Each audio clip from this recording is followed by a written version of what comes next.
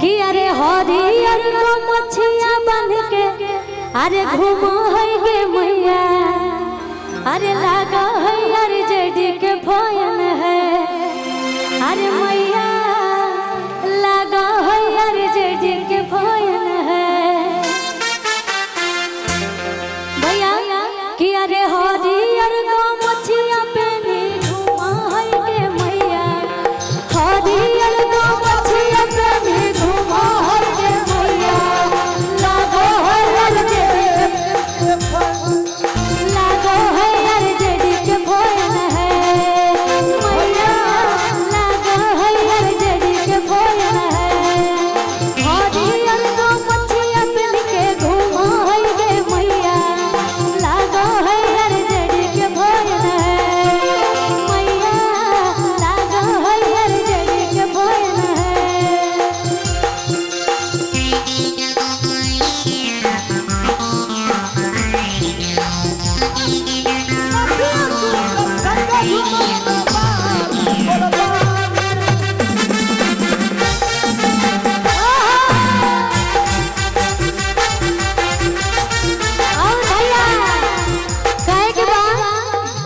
अरे हरियर को मछिया पहने घूमो है गे मैया लागो है मिसा दीदी के फोन है मैया लागो है मिसा दीदी के फोन है हरियर को मछिया पहने घूमो है गे मैया लागो है मिसा दीदी के फोन है मैया लागो है मिसा दीदी के फोन है क्या बात है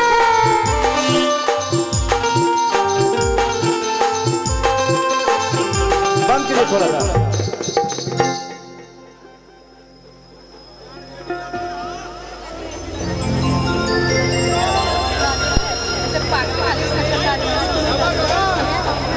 और हमारे बीच मिसा दीदी आ गई हैं तो एक बार जोरदार ताली बजा के उनका स्वागत करिए आप लोग एकदम जोर जोर से।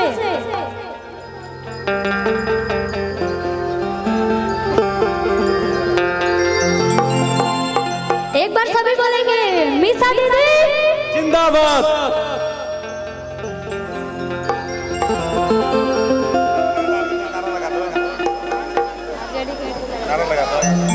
आरजेडी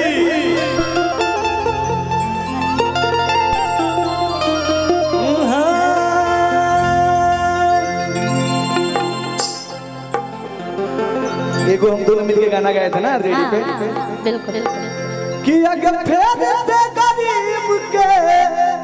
बहार अइलै गे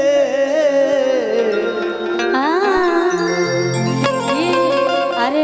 लालू सरकार अइलै गे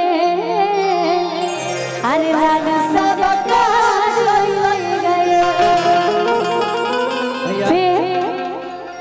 वाइट कर दीजिए उसको। कि अरे फेर से गरीबन के बहार अइलै गे लालू सरकार अइलै गे लालू सरकार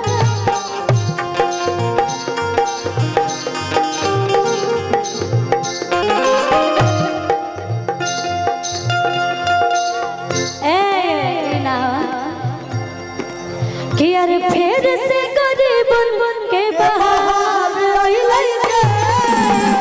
लालू सरकार लालू सरकार अइलै गे लालू सरकार अइलै गे फेर से गरीबन के बहार अइलै गे फेर से गरीबन के बहार अइलै गे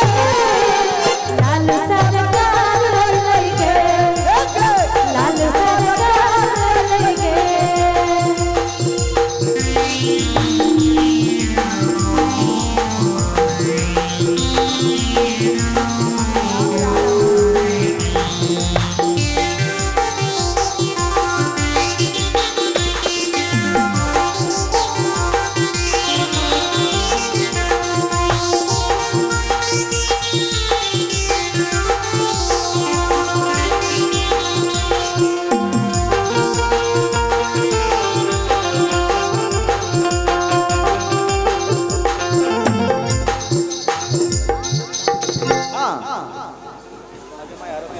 एफ लगा दीजिए वापस से एफ लगा है ना वही है ना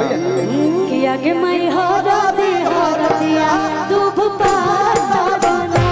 आके मैं हरदिया दूब पाता बना आके मैं हरदिया दूब पाता बना आके मैं हरदिया दूब पाता बना आगे मैं कबले चाची हरदी चढ़ावे लेना आगे मैं कमल चाची हरदी चढ़ावे लेना